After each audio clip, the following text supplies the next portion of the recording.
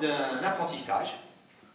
Et il va trouver un apprentissage, ça s'appelle le bobinage, apprenti bobinier. C'est dans une usine de moyenne taille, il y a une soixantaine de salariés. C'est intéressant comme métier, mais le patron est très paternaliste, très autoritaire, et alors moi c'est un truc, ça n'a jamais fonctionné. L'autorité, ça n'a jamais fonctionné. C'est comme ça que notamment à l'éducation nationale, c'est pas très bien passé. Alors au bout d'un an, je vais rechercher un autre apprentissage, et je vais trouver un apprentissage en électricité de bâtiment. Autre métier super intéressant. Mais pareil, quand tu es apprenti, bah, tu fais surtout des boulots de manœuvre. Alors en particulier, moi, j'avais une massette et un burin. Je faisais des saignées dans les murs pour qu'on passe les gaines électriques isolantes. Alors je faisais pas ça tout le temps, mais quand même, je m'en tapais un paquet. Et puis du coup, ça aussi, c'est quand même quelque chose que je n'avais pas prévu. Initialement, en CM1, j'avais eu un instituteur, M. Georges. C'est peut-être un de ceux avec qui ça s'est mieux passé à l'éducation nationale pour moi. Et il nous avait fait faire un petit travail sur qu'est-ce qu'on avait envie, en fait, de faire dans la vie. Et moi, j'avais été influencé par la télévision. Mais la télévision, nous, on l'avait eu au début des années 60 à la maison. Alors c'était les grands projets nationaux, à l'époque, le président, c'était le général de Gaulle, on était sorti de l'OTAN, il y avait la grandeur de la France. Et donc, dans les documentaires, on voyait souvent des grands travaux, des constructions de barrages, le nucléaire. Et donc moi, dans ma tête, je m'étais dit, je participerai à ces grands projets nationaux. Je construirai des barrages ou je construirai des centrales nucléaires. Bon, le seul problème, c'est que j'avais quand même pas fait beaucoup d'efforts à l'école. Donc je me retrouvais là, mais du coup, ça m'a mis vraiment en colère, quoi. Alors je l'étais déjà en colère avant. Puis je vais continuer de l'être, je le suis encore des fois d'ailleurs. Et le fait, cette colère, elle était vraiment très difficile à vivre, et ben, assez bizarrement, ma colère, elle va rencontrer celle d'un autre groupe de jeunes. Et cet autre groupe de jeunes sont en fait des jeunes communistes. C'est au début des années 70. Et je vais adhérer au mouvement de la jeunesse communiste. Et en adhérant au mouvement de la jeunesse communiste, je vais rencontrer petit à petit dans les réunions, dans les manifs, d'autres militants, et notamment des cheminots, des gens de la SNCF, avec qui on sympathise, et puis ils me disent, bah écoute, toi qui n'es pas bien là où tu es dans ton boulot, tu as envie de participer à quelque chose de national, tu as peut-être envie de travailler en équipe, viens, on recrute à la SNCF. Viens à la SNCF, tu démarres en bas de l'échelle, mais il y a de la formation professionnelle. On peut monter, on peut grimper, on peut changer de métier, il y a plein de métiers à la SNCF. Viens, postule. Alors effectivement, je vais aller poser ma candidature, c'est la grande entreprise nationale du transport, et je vais être pris. Je vais être pris comme agent de manœuvre et de manutention. Et là, quand j'arrive à la SNCF, eh bien, qui m'accueille? Ça va être à nouveau les militants communistes, qui sont aussi tous délégués du personnel CGT. Ils m'accueillent. C'est vrai qu'ils vont me permettre, d'une part, de travailler un peu sur cette question de la colère, et pourquoi la colère, et quel projet éventuellement on peut avoir. Ils font aussi de l'éducation politique. Ils font beaucoup d'éducation politique. Et puis, ils vont aussi me proposer à un moment donné, alors du coup, je vais adhérer, parce que ce n'est pas les mêmes organisations. Le Parti communiste, il avait ses cellules, nous on était une cellule d'entreprise. Et ils vont me proposer, donc une fois que j'aurai adhéré à cette cellule, ils vont me proposer de prendre une responsabilité. Ce qui avait bien aussi avec ces militants communistes, c'est que non seulement il y avait de l'éducation politique, mais il y avait aussi la volonté de faire prendre des responsabilités. Et ils vont me proposer de devenir responsable à la propagande. Alors moi j'avais 18 ans, j'ai un peu hésité, mais j'avais toujours été intéressé par les actualités, les journaux, je lisais la presse, enfin toujours, peut-être pas du jour où je suis né quand même, mais un peu plus tard. Mais effectivement, c'était un truc qui me branchait bien. Alors je vais accepter, et puis bon, il y avait quand même un accompagnement, un parrainage.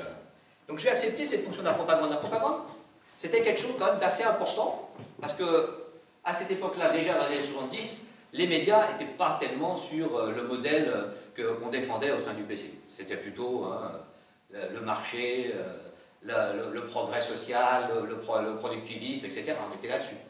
Alors, la propagande, elle, qu'on faisait nous, donc c'était pour propager nos idées, notamment les idées anticapitalistes. C'était ça pour lequel on se battait. Et petit à petit, à partir de la fin des années 70, on va entendre un nouveau discours, notamment dans les médias, mais chez les politiques aussi. Alors vous avez un monsieur qui s'appelle François Mitterrand, qui lui donc va, sur cette lancée, gagner les élections et devenir président. Mais en fait, déjà autour de lui, on va s'apercevoir qu'il y a pas mal de ce qu'on appelle des communicants. Et puis les années 80, c'est Bernard Tapie à la télé, les gagneurs, etc. C'est la modernité. Alors on va nous expliquer hein, que la propagande c'est devenu un truc archaïque. D'ailleurs, vous pourrez le constater, vous allez regarder la télé, aller voir sur les réseaux sociaux ou lire les journaux, vous allez vous apercevoir qu'aujourd'hui les médias, plus personne ne fait de propagande. Hein. Ils communiquent, ils font de l'information, ils sont neutres, ils sont objectifs. Alors, moi j'avais consacré beaucoup de temps à ce militantisme quand même, mais je me suis demandé, bon, on va encore en faire un peu de la propagande, mais c'est vrai que c'était moins dans le temps. Alors, en cherchant, je me suis dit je vais en profiter pour faire un peu autre chose en dilettant. Et je vais me décider, je vais en fait aller aux champignons. Alors, pour aller aux champignons, il faut que je vous explique quand même, parce que comme ça paraît simple, hein, on se dit tiens on va aller dans les bois, on va cueillir. Un peu plus compliqué que ça. D'abord, il faut mettre des bottes, parce qu'il y a des zones humides. Et si vous voulez garder les pieds au sec, vous avez quand même intérêt à vous équiper. Alors, voilà. Ensuite, bon, à l'automne, il ne fait pas toujours très chaud. Ceci dit, en été ou au printemps, il y a souvent plein de moustiques dans les bois. Ah, ça c'est le micro qui va cogner un peu. Et ces fameux moustiques, vous avez intérêt à mettre des manches longues, sinon vous allez vous faire bouffer. Il vous faut aussi un bâton. Alors ça, c'est pas mon bâton personnel, celui-là je l'ai emprunté ici. Mais moi je prends un bâton en moitié. D'une part parce que c'est assez léger, c'est à la fois un peu souple et à la fois quand même rigide. Et ça permet donc de fouiller dans les fourrés, de soulever quelques feuilles, ou même dans l'herbe. Voilà. Donc le bâton c'est important. Alors il vous faut aussi un panier. Parce que si vous utilisez des sacs plastiques, le champignon risque de se décomposer beaucoup plus rapidement. Et puis, le dernier élément très important, c'est le canif. Alors, comme on est ici, j'ai pris un couteau suisse, hein, mais... Le canif, pour couper le champignon, ne pas arracher sous terre, vous avez ce qu'on appelle le mycélium, et c'est à partir de là que le champignon se répand et que le fruit pousse. Il y a même des champignons comme les trompettes de la mort, si vous les coupez proprement, vous pourrez refaire des récoltes derrière. En plus, il faut les respecter, les champignons. Parce que, en cherchant, je me suis aperçu, j'ai retrouvé une étude faite par des biologistes qui expliquent qu'ils ont trouvé en fait une cellule vivante, notre premier ancêtre sur cette planète. Ils l'appellent Lucas. Et quand j'ai découvert ça, je me suis aperçu que Lucas, c'est la cellule vivante qui a donné la vie à toutes les formes de vie sur cette planète. Donc, les animaux, comme nous, mais aussi les champignons. Donc, quand vous mangez vos champignons, vous mangez des cousins quand même. Ça mérite quand même un peu de respect. Voilà, alors, moi quand je vais dans les sous-bois, hein, dans les prés ou dans les alpages, et je recherche un champignon de mes rêves, hein, mais quand vous vous promenez, outre le fait que c'est hyper agréable, vous allez aussi tomber de temps en temps sur un chevreuil qui va s'enfuir, un écureuil qui va grimper dans son arbre. Plusieurs fois, ça m'est arrivé de tomber aussi sur une salamandre. Noire et jaune, très luisante, toujours, c'est super joli. Et puis si vous avez de la chance, vous allez tomber sur le champignon de mes rêves. C'est l'amanite des Césars. L'amanite des Césars, alors si vous tombez sur une poussée, surtout, vous prenez votre canif, et vous n'hésitez pas, vous faites tout de suite votre cueillette. Parce que vraiment, c'est le champignon des champignons. Quand vous arrivez chez vous, vous le coupez en fines lamelles, et vous allez le manger en salade, mais cru. Peut-être un petit filet d'huile, mais pas trop assaisonné, parce que c'est un petit goût de noisette, et si vous assaisonnez trop, vous allez perdre le goût. C'est vraiment un super champignon. Alors moi, je cueille une quinzaine de champignons. Il y a des brins chevelus qu'on fait à la poêle, avec un peu d'ail, de beurre et de persil. Il y a ce que j'appelle des violets, c'est des petits améthystes grands comme ça. À la poêle, ils ont un goût poivré, c'est super. On peut aussi trouver des coulmelles dans les prés. Bon, bien sûr, il y a toutes sortes de bolets. Vous avez les sanguins aussi. Le sanguin, c'est vous cassez le chapeau et vous avez un jus très orangé qui sort. Celui-là, il est bon. Si c'est blanc, il ne faut pas le prendre. Il est de mauvais, pas consommable. Alors, une fois que j'ai fait ma cueillette, que j'ai rempli mon panier comme ça, hein, eh bien, quand je rentre chez moi, la chose que je fais toujours et qu'il faut que tout le monde vous fassiez, c'est vérifier vos champignons.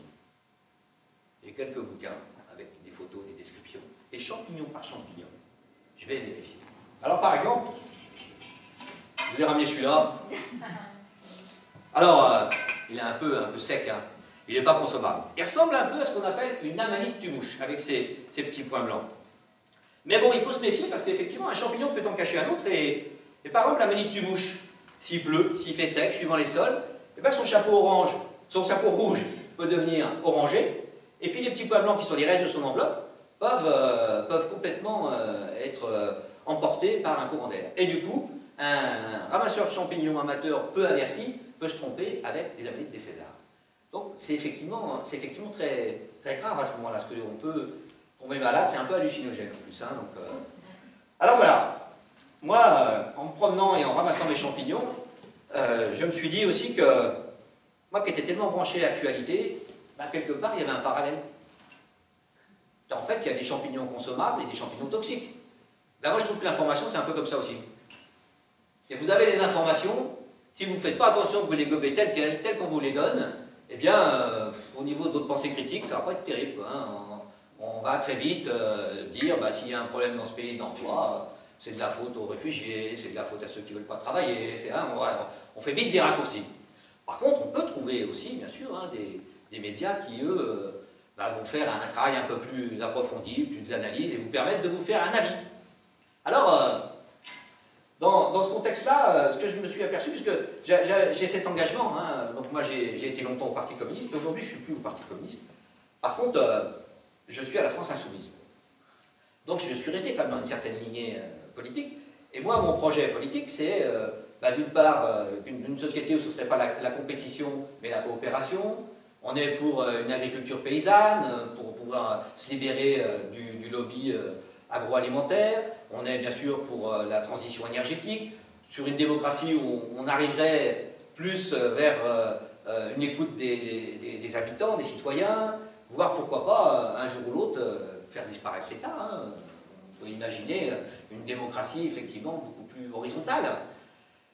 Et en constatant ce que je lis ou ce que je vois à la télé ou même aujourd'hui sur les réseaux sociaux, eh bien moi j'ai quand même l'impression que dans les médias, ce qu'on met en avant, c'est un modèle de société qui est celui du marché, qui est celui du libéralisme. On a finalement assez peu la parole, on parle assez peu de nos propositions, et on est plus sur, c'est le progrès et la technique qui va sauver le climat, on ne peut pas fermer les centrales nucléaires, la loi du marché, c'est elle qui va réguler avec sa main invisible les problèmes que chacun rencontre. Et puis, si les riches gagnent beaucoup d'argent tout en haut, par ruissellement, il n'y aura pas de problème. Ceux qui sont en bas vont pouvoir vivre et avoir les besoins, répondre à leurs besoins. Alors, moi,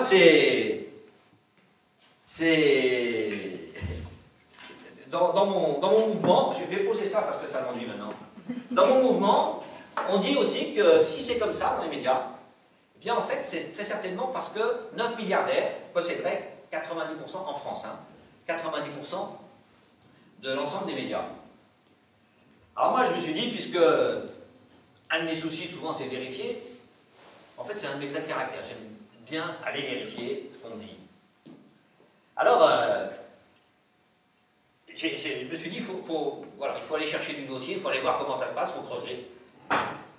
En fait, la première réflexion que je me suis faite, c'est que pour fabriquer de l'information, bien sûr, il y a les propriétaires des médias, mais ça ne se fait pas comme ça. Il y a aussi des journalistes, il y a aussi des rédacteurs en chef, il y a aussi des directeurs de chaînes. On va retrouver aussi des intellectuels dans les débats, on a des experts, on a des directeurs d'instituts de sondage, on va trouver des hommes politiques ou des femmes politiques, on va trouver aussi des journalistes vedettes hein, qui présentent les actualités, qui animent les débats politiques. Donc quand même, ça fait quand même beaucoup de monde. En théorie, on pourrait se dire quand même, si on nous trompe, il y a quand même dans toute cette masse-là des gens qui devraient bouger. Et puis ça ne bouge pas tellement. Et puis il y a un autre acteur, moi, que j'interpelle et à qui je dis, vous pouvez faire quelque chose, c'est les citoyens, c'est vous.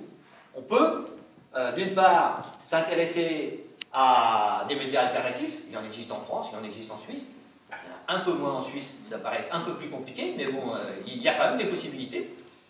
Et puis on peut aussi aller vérifier l'information, parce qu'il n'y a pas seulement aller aider et consolider un média alternatif, il y a aussi le fait, même dans les groupes où on est, je ne sais pas, moi j'ai été au PC, aujourd'hui je suis aux Insoumis, et ça pourrait être le cas des Colibris ou d'Europe Écologie Les Verts, même dans les groupes où on est, il faut creuser et vérifier l'information. Alors, j'ai trouvé quelque chose qui était intéressant, c'est voilà, ce schéma-là. Alors ce schéma-là, c'est le schéma des propriétaires des médias en France. Alors on parlait de 9 milliardaires. Moi quand je regarde, alors vous pouvez le regarder tout à l'heure, hein, j'ai tout essayé en vidéo, en grand. De toute façon, c'est quand même écrit petit. Hein. On a en fait 15 propriétaires qui sont souvent des familles, parce que les milliardaires, on nous parle souvent de la tête d'affiche, mais en général derrière, il y a 10, 15, 20, parfois 100, voire plus actionnaires de la même famille. Donc on a une quinzaine de familles qui sont repérées par le magazine Challenge, qui, dans les 500 familles françaises les plus riches, a donc classe, et on retrouve 15 de ces familles. Donc c'est vrai qu'on trouve notamment des milliardaires comme Bernard Arnault, Drahi, Lagardère, Bouygues, Bettencourt, qui y a d'autres, Xavier Niel, je ne sais plus si je l'ai dit, enfin, et on retrouve effectivement ces milliardaires, mais on trouve aussi d'autres, par exemple, des banques. C'est surprenant, hein, il y a le Crédit Agricole et le Crédit Mutuel. Alors le Crédit Mutuel, par exemple, il a une dizaine de journaux régionaux en France. Alors moi, ça m'a un petit peu étonné, là aussi j'ai essayé de comprendre pourquoi. Et c'est un monsieur qui s'appelle Laurent Mauduit, qui a écrit un bouquin qui s'appelle Main basse sur l'information. C'est un journaliste, Laurent Mauduit. Il était au Monde, et quand le groupe Le Monde a été racheté par Mathieu Pigasse, Xavier Niel et Pierre Berger, eh bien à ce moment-là, lui et d'autres, hein, ont quitté le journal en disant, à partir du moment où on est effectivement sous chapeau de gens qui ont des intérêts privés très forts, on ne pourra plus faire notre métier correctement. Donc ils ont quitté, ils ont créé Mediapart. Et lui, donc il a écrit dans ce bouquin sur le Crédit Mutuel, il explique pourquoi. Comme pour les milliardaires au niveau national, ben, le Crédit Mutuel, qui sont une banque de proximité, ça leur permet de se faire ouvrir les portes, notamment des collectivités territoriales locales. Parce qu'ils font beaucoup d'affaires au local.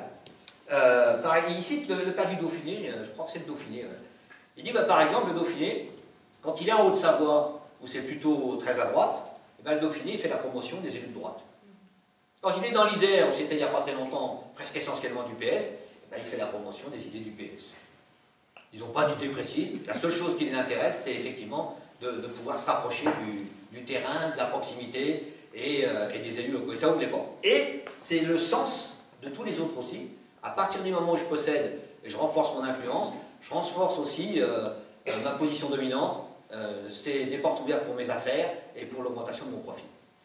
Là-dedans aussi, on a un certain nombre de familles qui possèdent des groupes de presse, en général régionaux. Par exemple, il y a la famille Saint-Cric, dans le centre de la France. Ben, la famille Saint-Cric, par exemple, elle a un membre de sa famille qui est aussi, sur Antenne 2, responsable de la page politique. On a aussi une famille qui s'appelle la famille Bellet.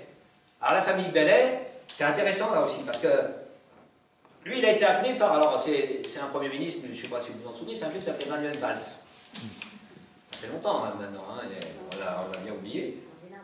Et Manuel Valls, donc il a appelé Bellet parce qu'il avait un ministère, il fallait qu'il trouve quelqu'un. Alors le problème, c'était un problème de conflit d'intérêt.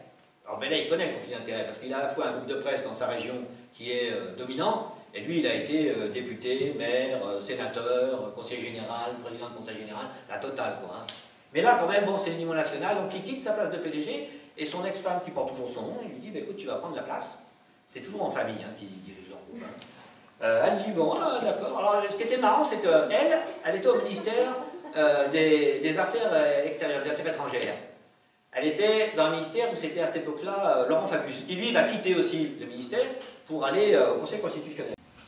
Et si je cite ça, si je cite Saint-Cric ou Bellet, c'est parce que quelqu'un qui s'appelle Aude Lancelin, dont j'ai le livre aussi qui s'appelle Le Monde Libre, qui elle s'était virée, c'est un monde plutôt parisien, qui habitent les mêmes quartiers, vont à peu près en vacances aux mêmes endroits et fréquentent les mêmes clubs en gros. Quoi.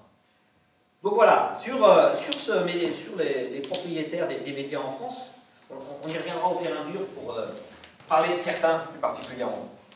Je me suis intéressé un petit peu à la Suisse quand même, mais bon, mes connaissances sur la Suisse, sur les médias suisses, sont relativement restreintes. J'ai mis quelques jours à chercher. Alors je me suis aperçu que voilà, vous avez un groupe particulièrement très puissant qui s'appelle Tamedia, qui en ce moment fait un peu la une des journaux, puisqu'il regroupe, il concentre. Alors c'est ce qu'on a vécu nous en France, attention micro, c'est ce qu'on a vécu nous en France, la concentration. À chaque fois qu'ils font une concentration, comme par hasard, il y a des économies à faire, on licencie une partie des journalistes, et on diminue les moyens des journaux, ce qui fait que le journaliste qui devrait être un journaliste qui creuse des sujets, des journalistes d'investigation, ben, si on réduit les moyens du journal, on réduit aussi la qualité de l'information. À chaque fois, ils en prennent la qualité de l'information. Alors, je me suis aperçu qu'il y avait, en fait, vous avez 4 grands groupes, quoi. Il y a, où c'est que je les ai mis? Je les ai trouvés, il y avait Ringier, et puis j'ai trouvé, oui, Ringier, NZZ, ça j'ai vu aussi, ils avaient fait d'ailleurs des regroupements, et puis j'ai retrouvé un Français, un certain Philippe Hersan, qui a quasiment déposé le bilan en France, et après vous l'avez accueilli, il a commencé à acheter les journaux, il a créé un groupe, c'est pas le numéro 1, c'est le numéro 4, hein. Mais voilà, il s'est réinstallé. Alors Hersan, c'était un groupe important en France dans les années 70-80. Ils avaient Le Figaro, par exemple, ils avaient pas mal de journaux régionaux, je crois qu'ils avaient France Soir aussi. Et puis, ils avaient beaucoup concentré. Et quand on a eu François Mitterrand, eh bien, les élus socialistes, ils ont travaillé à une loi anti-concurrence qui empêchait, par exemple, d'avoir plus de 30% de l'audience dans la presse, ou sur une radio, ou sur une télé, et qui interdisait d'ailleurs d'avoir presse, radio et télé en même temps. Bon, cette loi, elle n'a pas fait long feu, puisque derrière, ça a été un Premier ministre qui s'appelle Jacques Chirac qui l'a abrogée. Mais voilà, vous avez quand même, alors, a priori, vous êtes sur quelque chose qui est beaucoup plus, un champ beaucoup plus restreint qu'en France, hein. Donc la concentration, elle est encore, à mon avis, plus violente. J'ai trouvé un journal indépendant qui est le Courrier. Donc j'ai été voir. Alors, c'est marrant le Courrier parce que je regardais comment ça fonctionnait et ça me rappelait un peu le journal de l'Humanité. Parce que là derrière, il y a des gens qui font des dons, il y a des gens qui achètent le journal aussi parce que c'est par rapport aux idées qu'ils défendent, ils y retrouvent. Alors, on est dans une démarche où, voilà, quand on a un média qui nous convient et qui nous donne de l'information un peu plus creusée, un peu plus travaillée, on a intérêt à le soutenir. Hein. J'ai regardé aussi, si vous... Alors, si, entre parenthèses, vous avez un truc bien en Suisse aussi, vous avez accueilli un monsieur qui s'appelle Patrick Drahi, qui est le patron d'un grand groupe média français, et au-delà, puisqu'il est aussi au Portugal, en Israël. C'est un monsieur alors, qui s'est installé à Zermatt. Je ne sais pas pourquoi. C'est surprenant, non? C'est quelqu'un aussi qui a énormément créé un groupe par l'emprunt, et qui aujourd'hui, d'ailleurs, rencontre quelques difficultés. Et puis, juste pour finir, j'ai essayé de voir si vous aviez aussi des médias alternatifs.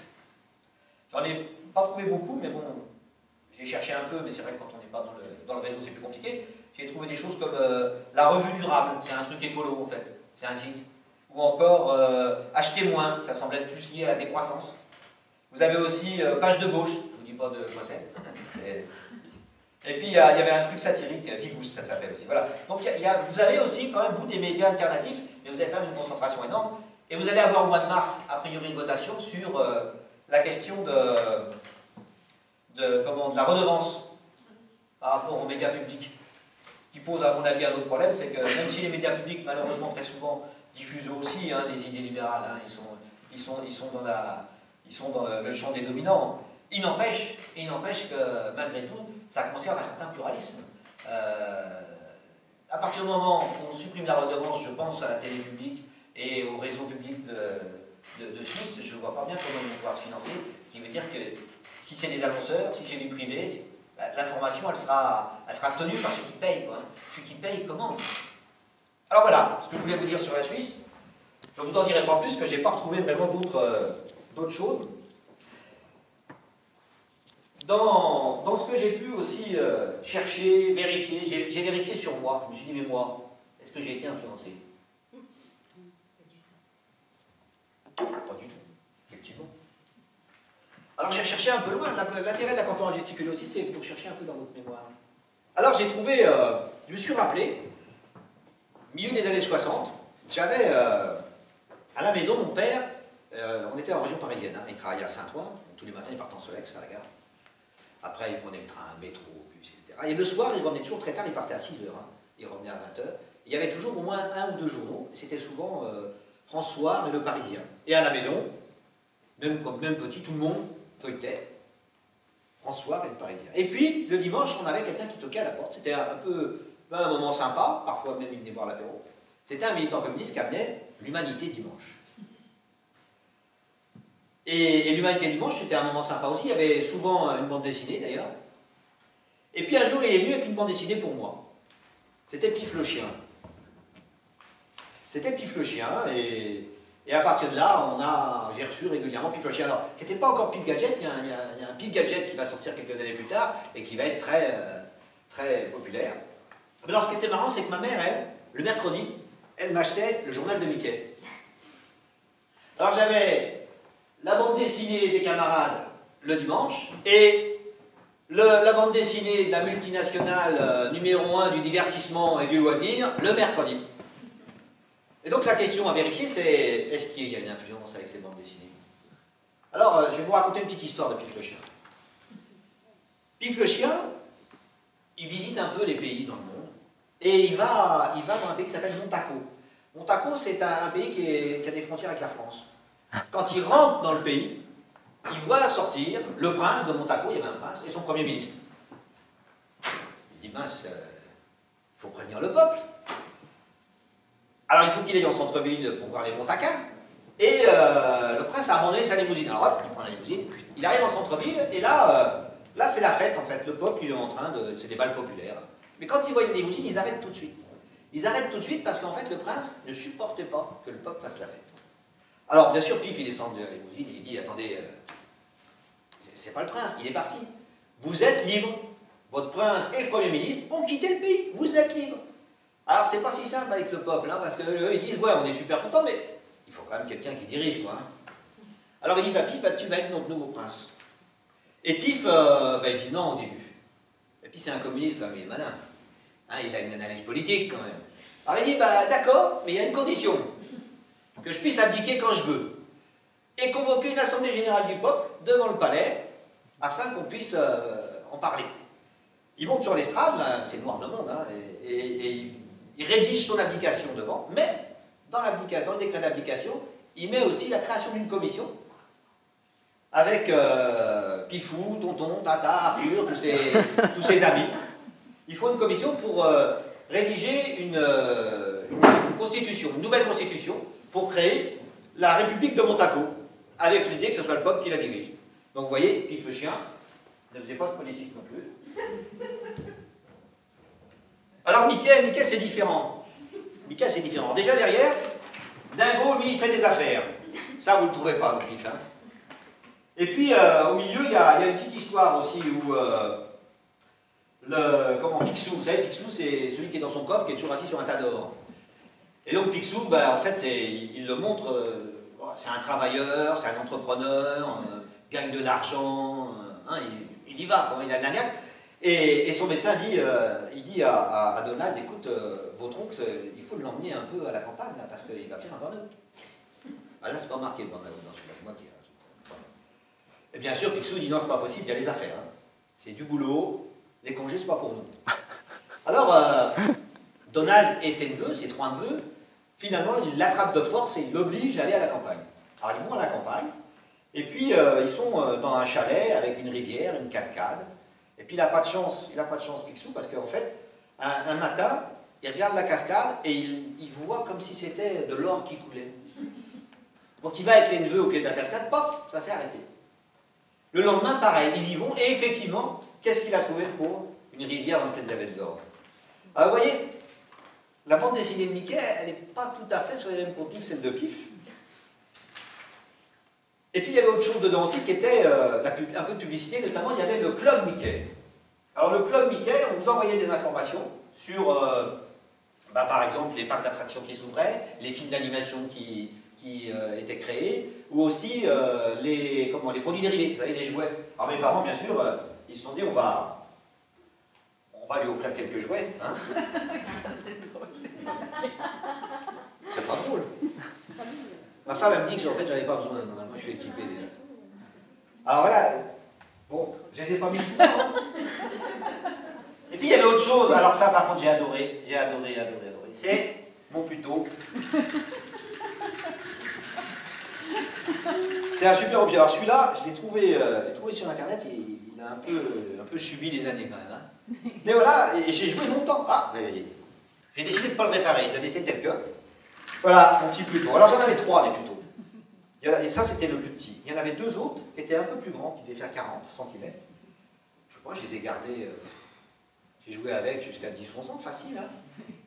Alors c'est marrant parce que j'avais 3 plutôt, comme ça, en bois. C'est gentil. Il n'a plus d'oreilles. Il a encore la queue, il n'a plus d'oreilles. Et aujourd'hui, j'ai 3 chiens. Un Saint-Bernard, qui s'appelle Jaurès. Un bouillet bernois qui s'appelle Gandhi. Et un petit chien de chasse qu'on a récupéré à l'Espéra qui s'appelle Jimmy. Donc je ne vais pas faire de la sociologie reproductive d'un détail. C'est quand même bizarre, hein. Voilà, je vais enlever les oreilles quand même parce que je trouve que c'est pas raisonnable. Voilà, alors, dans mes recherches aussi, je me suis décidé à aller vérifier si, à une période bien précise, c'est les élections présidentielles en France, si l'ensemble de ces journaux et de ses propriétaires, mais aussi les journalistes, les rédacteurs, les directeurs, etc., avaient traité les candidats de façon égale. Et pour ça, j'ai été rechercher les pages de couverture pendant plusieurs semaines, presque tous les jours.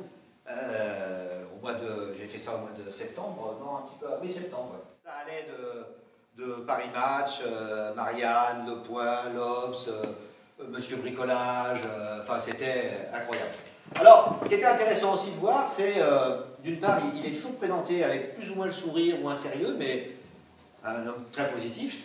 Et alors les commentaires, je les ai mis derrière, je vois pas. Alors, les commentaires, c'est ça. Et pourquoi pas lui? La fusée Macron, je veux dire, c'est mot à mot. Hein. La bombe Macron. Macron, ce que je veux. Et il y a même un endroit, il y en a un, il avait écrit le King. 61. Alors ensuite, le deuxième, lui, il n'est pas une bonne, il n'est pas arrivé en bout, c'est un certain Fion. Fion. Alors Fion, lui, j'ai trouvé 17 pages de couverture. Alors les remarques n'étaient pas très violentes, puisque c'est un monsieur qu'on a accusé d'avoir utilisé l'argent public pour sa famille. Alors lui, les remarques, les commentaires, c'était Fillon face à lui-même, l'interview reconquête, et puis Charlie Hebdo avait fait un truc sur le maintenant la sextape, avec donc dessiné Fillon et Pénélope, sa femme. Hein. Bon, 17, déjà, c'est beaucoup moins que 61 quand même. Hein. Le troisième, c'est Madame Le Pen. Alors elle, par contre, les commentaires, je vous dis pas, hein, c'est vraiment... Hein, on est sur malvenu chez les ch'tis, jamais, dégage Marine. Il y allait quand même, ça ne l'a pas empêché d'être au deuxième tour d'ailleurs, hein, mais bon, les commentaires étaient quand même assez violents. Ensuite, j'ai trouvé Jean-Luc Mélenchon. Donc elle, j'ai pas dit, c'est 12 pages de couve. Donc ça, c'était entre janvier 2016 et juin 2016 et juin 2017. Lui, j'en ai trouvé 10. C'est possible que j'en ai loupé une ou deux, hein, mais bon, assez peu quand même. Hein. Alors là, on a commencé aussi à avoir des commentaires pas toujours sympathiques. Hein. Par exemple, Valeurs Actuelles, il parle de l'enragé. Politis, ça va, c'est que veut Mélenchon, bon. Mélenchon peut-il vraiment y arriver? J'avais un commentaire sur Macron où ils avaient enlevé vraiment. Macron peut-il y arriver? Là, ils ont juste rajouté... Et puis vous avez Alessandre Plantu qui fait le parallèle entre Marine Le Pen et Jean-Luc Mélenchon avec un brassard nazi. L'ascension des néo-populistes. Déjà, bon, Marine Le Pen, c'est pas ma tasse de thé, hein, mais je suis pas sûr que ce soit... D'ailleurs, on l'a vu aux élections, elle est au deuxième tour. Je suis pas sûr que ce soit simplement dans les commentaires négatifs qu'on arrive à éliminer quelqu'un. Et puis voilà. Le dernier, le cinquième, alors lui, ils l'ont méprisé, on peut le dire, hein, c'est un certain Benoît Hamon. J'en ai trouvé que 4. Je pense que s'il y en a un cinquième, c'est possible, mais c'est tout. Alors lui, c'était les feignants sont leurs candidats. Ça, c'est Charlie Hebdo. C'est par rapport au revenu universel. L'Obs, c'est la rupture. Regard, c'était gauche, union impossible. Et Charlie Hebdo, c'était fauché en pleine ascension. Il n'y avait quand même pas beaucoup de choses qui le soutiennent. Hein. C'était quand même assez dur, le pauvre. Et Jacques Valls et De Rugy ont abandonné son route. Donc 61, et si vous faites le calcul des autres, hein, 17 et 12, 29, 39, plus 4, ça fait 43. 61 et 43, on voit qu'il y a quand même un décalage. Ça doit jouer quelque part, moi je pense. Hein. Alors je me suis aperçu aussi qu'il y avait, je vais parler des amanite tumouche. Alors l'amanite tumouche, donc c'est un champignon, si vous le consommez, il est hallucinogène, voire vous allez un peu délirer. Alors là, il y a des journalistes qui ont dû en consommer. Ça, c'était l'Express après son élection. Alors d'abord, bon, il est toujours avec le sourire et les dents blanches, c'est extraordinaire, c'est vraiment un beau gosse. Alors là, c'était tsunami aux législatives. Il va sauver la planète face à Trump. Poutine, même pas peur. Il marche sur l'eau. Macromania. Alors, bien sûr, c'est comment, c'est... On se moque un peu, mais dans l'article qui est dedans, on soutient quand même. Hein. Alors, ce qui était marrant aussi, si vous regardez les couleurs, si vous avez la curiosité d'aller sur Internet et de chercher un journal qui s'appelait Salut les copains dans les années 60, c'est exactement comme ça que ça se passait. Avec des étoiles, des petits cœurs, mais dessus vous aviez Sylvie Vartan, Johnny Hallyday, Claude François. Et bien là, nous, on a Macron. Et puis alors, le top du top, celui-là, je l'adore. Il est vraiment magnifique. Si vous pouviez avoir un jour des responsables politiques balancés comme ça, je vous le souhaite. Macron. Hein? Un président avec des tablettes de chocolat. Qu'est-ce que vous en pensez? Il est quand même pas mal. Alors là, garçons, à mon avis, eux, ils ont non seulement consommé, mais ils ont fumé aussi. Hein. C'est pas possible. Hein. Mais j'ai adoré celui-là, franchement. Mais la manip tu mouches, il faut cracher. Hein. Ah bon? Ah ouais, parce que ça... Je n'ai pas essayé. Non, ben voilà. Alors, la question qui vient après aussi, sur ces médias, pour l'instant, petit à petit, je commence à avoir un soupçon quand même qu'une majorité de ces médias, avec ces propriétaires milliardaires, ils défendent comme un point de vue privé et pas du tout l'intérêt général, et ils ne font pas une information libre. Alors j'ai cherché et j'ai trouvé qu'en 1945, quand on a libéré la France, eh bien, il y avait un Conseil national de la résistance, et il y a eu aussi un gouvernement provisoire, qui avait fait un programme qui s'appelait les Jours heureux. Et dans ce programme, ils avaient prévu, et ils ont fait des ordonnances liées à la liberté de la presse. Je vais vous en dire quelques lignes. Alors, ils avaient fait ça aussi parce que, entre 40 et 45, beaucoup de groupes de presse ont collaboré avec les nazis et avec Vichy. Et puis les militants syndicaux, ils avaient connu aussi ce qui se passait précédemment, avant la Seconde Guerre mondiale. C'est-à-dire que la presse était déjà aux mains des patrons, notamment il y avait, je ne sais plus comment ça s'appelait, les forges, les industriels qui avaient une organisation patronale très puissante qui possédait les journaux. Et en plus, ces journaux avaient souvent bénéficié de fonds de sociétés financières qui étaient en fait des escroqueries, comme par exemple Panama ou les emprunts russes ou des choses comme ça. Mais le sachant, ils continuaient de faire la pub et en même temps, ils ont été payés. C'était des vrais escrocs. Alors voilà. Ces ordonnances, elles ont été faites initialement pour travailler pour redonner de la liberté à la presse et pour les libérer des puissances de l'argent, mais aussi de l'État, aussi du gouvernement. La première ordonnance du 6 mai 1944, elle a aboli la censure et elle rétablit un régime, c'est la loi de 1881. En fait, avant 1881, entre la Révolution française et 1881, en France, vous ne pouviez pas créer de journaux, sauf à avoir l'autorisation. Et la censure était permanente. Alors par contre, cette loi, elle est extraordinaire. Il y a le premier article, je vais vous le lire en entier, mais vous allez voir, ça va être court. L'imprimerie et la librairie sont libres. Voilà. Je trouve ça extraordinaire. Alors ensuite, les ordonnances, il y en a d'autres qui vont d'abord saisir les biens de ces médias et de ces groupes de presse pour les redonner aux journaux qui étaient issus de la résistance. Et puis il y avait quelque chose qui était intéressant, c'est il y a eu un syndicat de la presse qui a été créé et ils ont écrit ça, eux. D'abord, ils écrivaient ça, ils disaient que la presse devienne une maison de verre.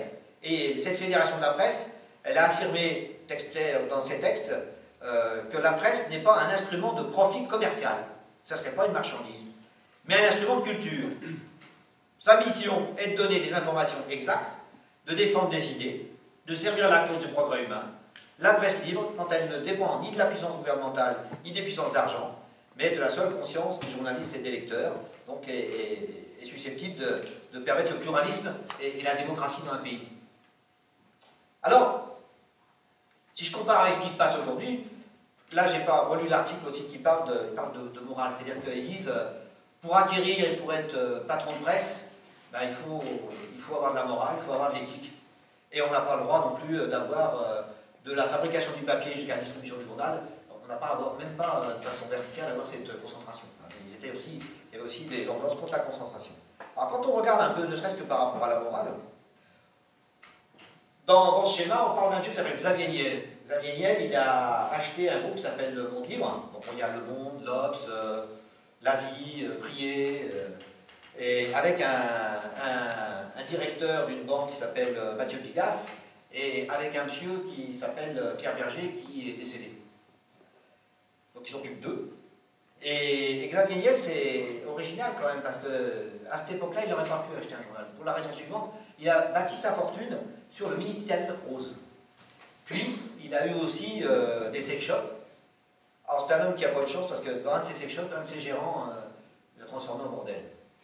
Et comme c'était en France, c'est interdit pour ce métisme, il a eu des ennuis par rapport à ça, parce que bien sûr, ça a été découvert. Et puis, ce qu'on a découvert, c'est qu'en fait, ce fameux proxénète, régulièrement, tous les mois, apportait de l'argent liquide à Xavier Niel. Alors, Xavier Niel ne savait pas d'où venait l'argent, bien sûr. C'est un peu honnête. Et puis lui, il ne savait pas non plus qu'il fallait déclarer l'argent. Donc, bien sûr, au bout d'un moment, il les a accumulés, mais sans le savoir. Et donc, il est passé au tribunal. Alors, dans un premier temps, il a même fait de la prison préventive. Hein. Finalement, il n'a pas été condamné pour proxénétisme, mais pour abus de biens sociaux. Il a quand même eu 250 000 € d'amende et 2 ans de prison avec sursis. Il n'a pas fait appel. Moi, je me demandais pourquoi. Et bien, ce monsieur, il dirige aujourd'hui un grand groupe de médias et en plus, il est patron de Free. On pourrait parler aussi de M. Tapi, hein, qui a racheté la Provence. Alors lui, il séjourne dans les tribunaux, hein, c'est pas... On a Drahi qui, lui, a aussi des têtes de partout, et puis on pourrait parler en conflit d'intérêts de Martin Bouygues, par exemple, qui, lui, c'est le bâtiment, c'est les autoroutes, c'est donc beaucoup de chantiers, beaucoup de chantiers publics, hein, donc où on négocie avec l'État, avec les collectivités territoriales. Et là, il y a un vrai conflit d'intérêts. Puisque quand on possède comme UTF1 un certain nombre de journaux, de radios, et qu'on peut donc se donner de l'influence, ça donne aussi des entrées. Moi, j'ai découvert ça notamment aussi dans le bouquin de Laurent Mauduit. Ça donne des entrées dans les ministères. C'est assez impressionnant. C'est-à-dire qu'à un moment donné, ça conforte à la fois votre position dominante, mais aussi vos affaires et votre profit. Voilà. Alors, après ces ordonnances, on voit quand même qu'on a à l'évidence un vrai souci aujourd'hui avec ces propriétaires, mais avec ceux aussi qui les entourent et qui en sont leurs serviteurs. Moi, j'ai fait une autre expérience avec les champignons, justement pour voir un peu qu'est-ce qui était toxique, mais je ne l'ai pas fait exprès. Une fois, j'arrive dans un bois, et il y a plein de bolets de différentes sortes. Et je vais aller faire ma cueillette, comme d'habitude, hein, mon couteau, je fais attention, je respecte Lucas, etc. Je rentre chez moi, je vérifie, et mes bolets à pied rouge, j'avais cueilli 3-4 super bolets à pied rouge, c'est un excellent bolet. Mais ils avaient subi la sécheresse, un peu d'eau, le sol, et j'avais un doute avec un autre bolet qui s'appelle le bolet de Satan. S'il s'appelle Satan, c'est qu'il pose un problème, ce bolet-là. Alors, moi j'avais été cueillir mes champignons le matin, et là on allait manger avec ma femme, il était midi. Je me suis dit, je ne vais pas empoisonner ma femme, quand même, je vais faire attention. Alors j'ai découpé dans les chapeaux de 2 de ces bolets, des tout petits bouts, et je les ai mangés crus, avant le repas. J'ai prévenu ma femme en disant, tu verras, mais je pense que c'est des bons. Hein. C'est pas la première fois que je le disais, ça m'est déjà arrivé de vérifier. Hein. J'ai dit, hein, j'aime bien vérifier, moi. Et à la fin du repas, j'ai commencé à avoir un peu mal au ventre. Je me suis dit, mon Dieu, ça y est, je me suis trompé. Et ma femme devait aller bosser, donc elle est partie 1h30. Au bout d'un moment, j'ai été obligé de courir aux chiottes quand même. Hein. J'ai été pris de vomissements avec des crispations assez puissantes, très violentes. Ça a duré 10 minutes, un quart d'heure. Alors vous savez, quand c'est comme ça, quand vous avez été malade, après, vous avez tendance à aller au lavabo pour vous rincer. Je n'ai pas pu arriver au lavabo, je retourne direct aux toilettes. Et puis après, les fuites par tous les bouts, hein, c'est la totale. Et puis au bout d'1 heure, j'étais totalement... je transpirais comme c'est pas permis, comme vous êtes empoisonné, effectivement, le corps essaye d'éliminer. Et puis la perte d'eau, ça pose aussi d'autres problèmes, par exemple, ça pose des crampes, hein, c'est d'autres soucis. Et puis j'étais épuisé. Alors je me suis installé le long de la baignoire, sur le carrelage, comme Comme ça, quand j'avais été malade, hop, je passais le coude, j'avais plus beaucoup à faire, j'arrivais plus à cavaler entre le lavabo et les toilettes. Et puis au bout d'un moment, j'ai pu, même le coude, c'était plus possible. Alors ma femme est arrivée à ce moment-là. Elle arrive et elle me dit, mais t'es mort? J'ai pas pu vraiment répondre en fait, hein. J'ai ouvert les yeux, j'étais tranquille, je savais que ça allait pas m'entraîner des choses au-delà, mais bon, ou dans l'au-delà. Mais bon, c'était assez curieux. Alors elle a quand même téléphoné au centre antipoison. Alors avec le téléphone, je l'entendais, hein. Donc elle a dit, voilà, mon mari vient de manger des morceaux de bolet de Satan, est-ce que c'est dangereux? Alors, le médecin il répond, écoutez, est-ce qu'il est en bonne santé? Bah oui, enfin, moi j'étais par terre, oui, il est en bonne santé, pas tout à fait. Et ben écoutez, si dans quelques heures ça se calme, il n'y a pas de problème. Par contre, si ça dure, il faudra l'emmener aux urgences. Ça a duré jusqu'à 22 heures quand même. Hein. Jusqu'à 22 à partir de 22 heures, ça a commencé à se calmer. Je suis quand même resté en bas dans le divan, pas très loin de la salle de bain. Et voilà, j'ai essayé de vérifier. Et ben vous voyez, comme quoi, il faut vraiment vérifier au-delà, y compris sur l'information, parce qu'on se retrouve des fois dans des situations assez complexes et dangereuses. Alors, moi j'ai... Puisqu'on parle, alors, on parlera un peu tout à l'heure des réseaux sociaux, mais moi je lis un peu la presse. Cet été, je me suis dit, tiens, je vais en profiter pour préparer ma conférence gesticulée, je vais regarder ce qui existe. Qu'est-ce que les gens lisent? Alors le premier que j'ai repris, je ne l'achète pas d'habitude, hein, c'est Détective. Alors ce qui m'avait intéressé, c'était de savoir comment c'était fabriqué un détective. Alors déjà, c'est un groupe de médias allemands qui a racheté la marque. Et puis alors, bon, un détective, c'est sur les faits divers, sur la peur, sur... Alors par exemple, là vous avez... Le commandant avait organisé une murder party, mais dans la cabine de la famille, il y avait un cadavre, un vrai cadavre. Une femme étranglée, cabine D726, meurtre sur un palier. Et puis là, ils annoncent qu'ils ont l'exclusivité sur l'affaire Grégory, bien sûr. Alors, quand vous recherchez aussi, on s'aperçoit que les journalistes qui travaillent là-dedans, ils ne vont jamais sur le terrain. Ils ne font pas, bien sûr, des enquêtes, ils ne font pas d'investigation. Ils sont sur Internet, ils vont chercher ils vont à l'AFP, ils vont chercher des images, et ils écrivent au kilomètre, et c'est des gens très précaires en fait, hein, qui ont bien du mal à vivre. Alors, si ça intéresse, je peux le prêter. Et puis si, parmi vous, il y a quelqu'un qui a des problèmes de couple, par exemple, il y a une pub intéressante, là, c'est mettez du piment dans votre vie amoureuse, Biomax, forte puissance. Donc voilà, si vous le voulez, je peux vous le passer, hein, il n'y a pas de souci. C'était aussi, j'ai trouvé celle-ci, celui-là, ce magazine, c'est Télévision. Alors Télévision, il m'a intéressé parce que je me suis dit, conférence gesticulée, j'arrête tout. Qui manipule l'info? On va avoir la réponse. Donc j'ai bien lu, et eux ils expliquent qu'en fait, personne manipule l'info. La télévision n'influence personne. Et ça fait plutôt... ça fait plutôt la pub à un certain nombre de gens comme El Kabash, Pujadas, on a Drucker. Donc en fait, la question est posée, mais la réponse, c'est la leur, quoi. Ça appartient à un groupe qui s'appelle Lafon Presse, qui fait 120 à 130 magazines tous les ans comme ça, et qui font de l'argent avec ça. Et là aussi, les journalistes sont des gens qui ne vont pas sur le terrain et qui sont payés au lance-pierre. Voilà, après j'ai acheté celui-là, il m'avait intéressé aussi parce que c'était l'Express. Il disait, qui sont les riches? Donc moi je me dis, je vais trouver les photos. On va voir qui c'est. Ils me mettent 4 billets de 500 €. Alors certes, c'est beaucoup 500 €. Mais les riches dont j'ai parlé, là, ils s'en foutent de 4 billets.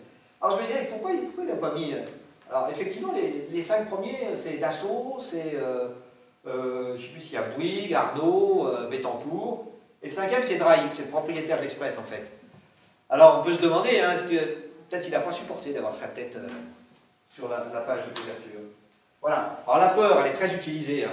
Valeur, 15 000 islamistes près de chez vous. Nous on est une quinzaine, hein. Si chacun de nous on a 15 000 islamistes, ça fait un paquet quand même. Hein. Il y a de quoi s'inquiéter. Hein.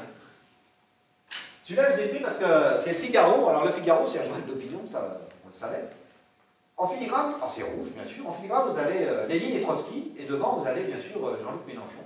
Et il dit, aujourd'hui à l'Assemblée, demain dans la rue, le retour des gauchistes. C'est une information qui est un peu tronquée pour moi d'une part, et puis par ailleurs, ça ne m'embêterait pas si on avait effectivement des magazines qui soient le pendant. Hein. Alors à part l'UMA par exemple, on a quelques autres journaux, mais qui ne sont pas confidentiels, mais qui n'ont pas du tout le même impact sur les lecteurs. Je pense à Politis, à Fakir, on a des journaux, mais c'est vrai qu'ils n'ont pas les mêmes moyens. Et puis alors là, celui-là, c'est Challenge. Donc comme les 15 milliardaires parmi les 500 familles les plus riches, j'ai quand même été vérifié aussi. Hein. Et puis en photo, là, ce que vous avez, c'est en fait, c'est la famille Bolloré, qui est propriétaire du groupe Canal. Deuxième multinationale du divertissement, du loisir, derrière donc Disney. Alors il est intéressant Bolloré parce que d'une part, il a acquis à travers Vivendi le groupe, et c'est là où on s'aperçoit que quand même un propriétaire, il peut avoir un impact extrêmement puissant sur l'information. Par exemple, lui, il a censuré un documentaire sur le Crédit Mutuel, dont le PDG de l'époque était un de ses proches, et avec qui il fait des affaires, parce que dans ce documentaire, on montrait comment le Crédit Mutuel favorisait l'évasion fiscale. Et bien, le documentaire a été censuré. Ça a été un de ses premiers actes de guerre. Après, il y a eu beaucoup de gens qui ont dégagé, il a mis ses proches, Canal+ a plongé. Hein. Il y a eu aussi une grande grève c'était iTélé. iTélé, ils ont fait grève, les journalistes, pendant 1 mois. Mais bon, avec Bolloré, c'est compliqué, quoi. Alors du coup, Bolloré, il a payé un peu, et puis il y en a plus d'une centaine qui sont partis. Et ils ont fait donc un truc qui s'appelle CNews. Et aujourd'hui, dans CNews, ma foi, vous retrouvez, qui c'est que j'ai vu l'autre jour, je ne sais plus s'il n'y a pas un Pujadas, s'il n'y a pas un El Kabbach, s'il n'y a pas, enfin, que des mecs de 70 balais, quoi, qui reviennent. Ce qui est important aussi, par exemple, pour Bolloré, lui aussi, il est inquiété par la justice. Ses locaux ont été perquisitionnés à Paris, parce que lui, il a beaucoup d'affaires dans ce qu'on appelait la France-Afrique.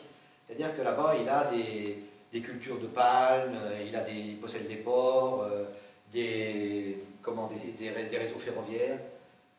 Et puis là, il serait soupçonné d'avoir payé, en fait, acheté des politiciens africains et d'avoir, d'une certaine façon, avoir aussi fait des abus de biens sociaux. Corruption, abus de biens sociaux. Encore un patron de presse qui, d'après les ordonnances de 1944, n'aurait jamais pu arriver à être là où il est. Hein. Alors, voilà, puis le dernier, je voulais quand même en parler, parce que c'est l'Humanité Dimanche. L'Humanité Dimanche, c'est de tous ces journaux-là et d'autres, c'est le seul dans lequel j'ai retrouvé un certain nombre d'informations sur les gens qui défendent leur emploi, défendent leurs conditions de travail, défendent l'écologie. Là, il y a y compris un article qui est sur un journal qui s'appelle La Voix du Nord. La Voix du Nord, elle appartient à un groupe, c'est le groupe Rossel. C'est des Belges en fait, hein, ils possèdent Le Soir en Belgique. Et La Voix du Nord, ce groupe, il a décidé, comme ça va se faire chez vous ici avec la Tribune de Genève, ils ont décidé de modifier, de regrouper, de vendre le siège social. C'est sur la place la plus huppée de l'île. Hein, donc, en passage, ça va leur permettre de financer la restructuration. Et au passage, ils parlaient à l'époque de plus de 140 licenciements. Quand vous enlevez sur un journal aussi important que La Voix du Nord 140 journalistes, en gros, derrière, pour faire de l'information d'investigation, aller chercher, faire de l'information de qualité pour nous aider, nous, à nous faire développer du sens critique, quasiment, c'est plus possible derrière. Alors, je vous ai parlé de PIF, et j'ai découvert aussi derrière que PIF était réédité. Il y avait à nouveau des PIF. Alors, comme Le Courrier, comme Fakir, comme Politis, comme d'autres, hein, l'Humanité, ça fait partie de ces journaux qui sont indépendants. Ils sont propriétés du Parti communiste encore, hein, mais ils sont indépendants. C'est pas le seul, hein, il y en a d'autres. Hein. Je vous ai parlé du groupe Le Monde, par exemple, on a Le Monde diplomatique. Ils font partie du groupe Le Monde avec Xavier Niel qui est patron, mais par contre, ils ont un statut de la rédaction très spécifique qui fait qu'ils sont indépendants, ils sont autonomes. Et si vous regardez les contenus du Monde diplomatique, je pense que si demain Xavier Niel, il pouvait y mettre le nez dedans, ils ne gêneraient pas parce qu'ils sont quand même très critiques. Je ne sais plus ce que je voulais vous dire après, mais on va trouver. Ah, si, celle-là, elle est bien. Celle-là, elle est vraiment très bien, je l'aime beaucoup. Je vous ai parlé de PIF, qui a quand même une autre responsabilité dans mon engagement politique. Eh bien, je ne savais pas que 10 ans plus tard, j'allais retrouver mon fameux PIF. C'était dans une manif à Paris. Donc c'est toujours dans les années 70, moi j'ai adhéré au mouvement de la jeunesse communiste. Et comme je suis au mouvement de la jeunesse communiste, régulièrement, assez souvent, on monte à Paris dans les manifs. Mais nous, on est dans la Marne, à Chalon-sur-Marne. Alors nous, on monte à Troyes. Quand on arrive à Paris, à cette époque-là, le mouvement de la jeunesse communiste était un mouvement très étoffé. Il y a 10 000 manifestants. Alors c'est Val-de-Marne, Seine-Saint-Denis, Paris, le Nord, Bouches-du-Rhône. Et puis il y a des mots d'ordre. Alors, vous, en Canada, vous suivez. Alors on avait un truc comme ça. Vous allez voir. En partant en courant, là. Vous voyez ça? Pif! Pifou! Tonton, tata, tu! Globe, pas globe, ça c'est de la dialectique. Et tout recommencer. Allez, pif, pifou, tonton, tata, Arthur, globe, pas globe, ça c'est de la dialectique. Il y avait des tas de trucs avec globe, ça. Il n'y avait qu'un problème, c'est qu'à l'époque, je ne savais pas du tout ce que voulait dire le mot dialectique. Et puis même le globe par globe, j'avais pas compris moi à l'époque. C'est plus tard que j'ai réussi à piger. Ça, je l'avais même oublié d'ailleurs. Si je ne fais pas la conférence gesticulée, ça ne revient pas dans ma mémoire, au-dessus. Et le globe par globe, en fait, c'était se moquer de nos opposants. Je respire un peu parce que... C'est-à-dire qu'on leur disait, en gros, c'était soit on fait de l'argent, on fait du profit, il n'y a qu'un type de société, c'est le marché, soit rien n'existe. En gros, c'était ça, globe, pas globe. Nous, communistes, c'était autre chose. On avait une analyse politique scientifique. C'était le marxisme. Donc, on ne pouvait pas se tromper d'une part. Ah bah oui, c'est scientifique. Et puis, en gros, on disait la vérité, quoi. Hein, c'était ça. Alors ça, c'était l'autre facette de mon engagement communiste, c'est que, autant vraiment, le travail, le militantisme avec ces militants de base qui étaient très nombreux dans les quartiers populaires et dans les usines, c'était super. Il y avait une solidarité, il y avait, moi j'ai appris ce que voulait dire la classe ouvrière, ce que voulait dire la fraternité ouvrière. Hein. Par contre, c'est vrai qu'il y avait cette partie-là idéologique qui était compliquée. On avait réduit le marxisme à ça, quoi, à la lutte des classes et à la prise du pouvoir, et on était vraiment resté un peu là-dedans. Alors, à Châlons, ville de 50 000 habitants, à Glo, on était 2000 communistes. On avait un siège social. À l'époque, ça représentait une force. Et donc, moi, voilà, moi je militais. Je m'étais rendu un jour au siège du parti, de la section de Châlons, là. Et il y avait une dame, une militante communiste dans ce siège qui s'appelait Janine. Janine, c'était une de ces militantes communistes qui faisait, par exemple, des permanences toute la semaine, enfin une fois ou deux dans la semaine. Elle accueillait tous les gens qui étaient perdus dans leur dossier, face à un huissier, face à leurs problèmes de santé, face à leurs propriétaires, face à l'aide sociale. Et à l'accompagner, elle était hyper dévouée, elle était militante, bénévole. Hein. Et alors, ce jour-là, elle me dit, bah, tiens, là, un paquet de tracts pour les enseignants, tu vas les emmener à Yvon, parce qu'il faut qu'ils s'arrangent pour les diffuser. Yvon, c'était le directeur de la MGEN, c'était la Mutuelle Générale d'Éducation Nationale. Moi, j'avais 18 ans, vous voyez, aller voir le directeur de la MGEN pour voir, c'était important quand même. Donc j'y vais, je lui amène ses tracts. Il était dans un super bureau, tout neuf, avec très vitré, très lumineux. Bon, moi j'étais agent de manutention, je travaillais au milieu des wagons et du charbon. Donc c'était marrant quoi, de se retrouver comme ça confronté à quelqu'un qu'on considère à ce moment-là un peu au-dessus de soi. Hein. Et on parle, il me dit, bah si, assis-toi, on va discuter. Et moi, au bout d'un moment, on parle du mur de Berlin. Et je lui dis, bah, écoute, ça me pose quand même question, parce que ce mur de Berlin, quand les gens veulent le franchir, a priori, on les tue. Il y a quand même un problème. Il me dit, écoute, je vais t'expliquer. En fait, c'est la guerre froide. On a deux blocs. Un bloc socialiste qui veut nous redonner le pouvoir et sauver le monde, et un bloc capitaliste qui veut conserver le profit pour quelques-uns seulement. Et il dit, eux, ils ont des télévisions, des radios pirates qui essayent de convaincre les gens de l'Est qu'ici, on est plus riche, on y vit mieux, tout est possible.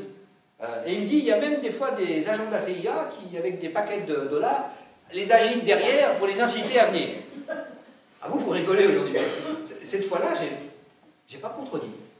C'est resté dans ma tête, parce que si je m'en rappelle, je vous jure que c'est vrai, c'est presque mot à mot. C'était pas un bandit, c'était pas un menteur, celui qui me disait ça.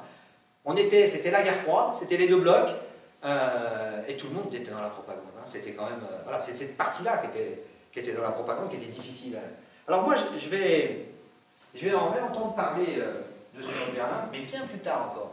On va avancer dans le temps. C'est en 1989. Alors, entre-temps, les militants communistes, ils avaient bien fait leur travail, parce qu'à un moment donné, je me suis émancipé de ma condition ouvrière.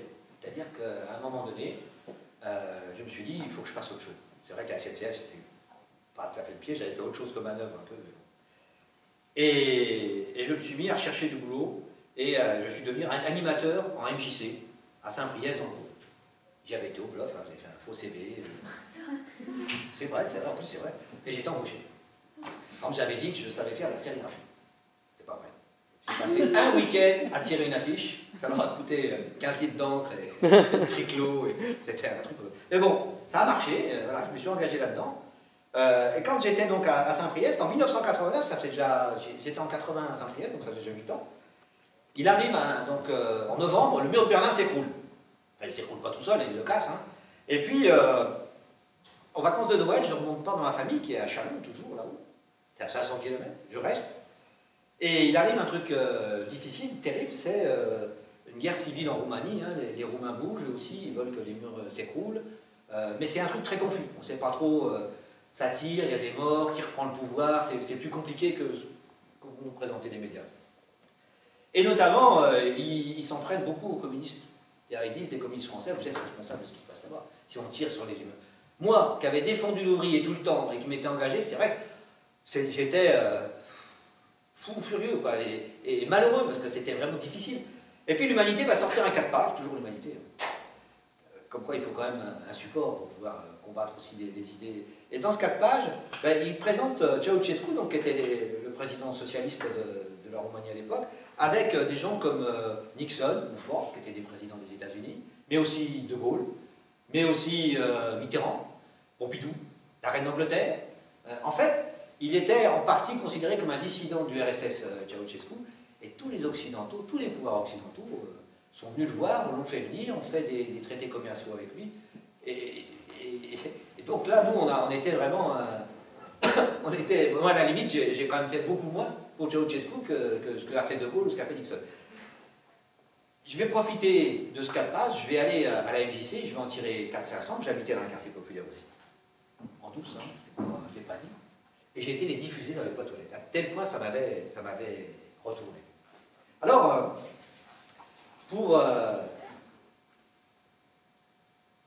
j'ai un trou de mémoire, mais ça va revenir.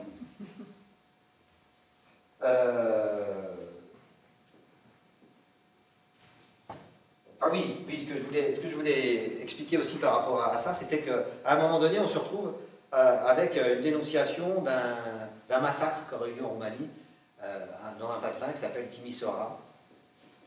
Et on retrouve les corps dans les Carpates. Alors les Carpates, il faut que je me rappelle bien de ça, mais c'est... Dans les Carpates, en fait, ce qui va se passer, c'est que les journaux, par exemple TF1 va annoncer qu'on a trouvé une vingtaine de corps nus de jeunes hommes. Alors lui, il va dire cela, il va dire en fait que Ceausescu avait une leucémie. Et comme il avait besoin de sang frais, eh bien voilà, il se faisait transfuser le sang de ces personnes-là. Et lui, donc, ils vont l'appeler, ils vont l'appeler le Dracula. Dracula était communiste, voilà. Vous voyez le niveau quand même, hein, déjà. Hein, et puis après, ça va être un monsieur qui s'appelle Gérard Carrero, qui était journaliste dans le service public à l'époque, qui va appeler à organiser des brigades internationales pour aller sauver le peuple roumain. Serge July, dans Libération, va parler, lui, de milliers de corps nus. Le Monde va se féliciter que les médias français dénoncent ce massacre et ces pays communistes qui font n'importe quoi. Et puis, en janvier, un journal qui pourtant n'est pas vraiment de gauche, s'appelle Le Figaro, et il annonce qu'en fait, c'est pas du tout ça, c'est pas un charnier. Ce sont 20 corps qui ont été retirés du carré des indigents à Timișoara. Et donc personne ne sait trop bien si c'était un montage délibéré pour faire de l'intox, ou si c'est les gens qui recherchaient des gens qui avaient disparu, car il y a eu des disparitions. Ce que ces journaux n'ont pas dit non plus, c'est qu'en fait, ce qui se passait en Roumanie, c'était pas le peuple qui faisait la révolution, c'est que c'était des proches de Ceausescu qui reprenaient le pouvoir. Donc en fait, on a changé, on a abattu Ceausescu, il fallait sans doute l'abattre, enfin l'abattre, il fallait le tuer, moi. Mais en tout cas, voilà, on n'a pas vraiment été vers plus de démocratie, on était vers un pouvoir qui était plus proche de l'OTAN, des États-Unis et de la France. Alors, après Timișoara, et je cherche toujours ce que j'ai à vous dire, mais je vais le trouver, hein, c'est sûr. Hein. Oui, alors, ce qui est important justement par rapport à ça, c'est qu'il faut à tout prix,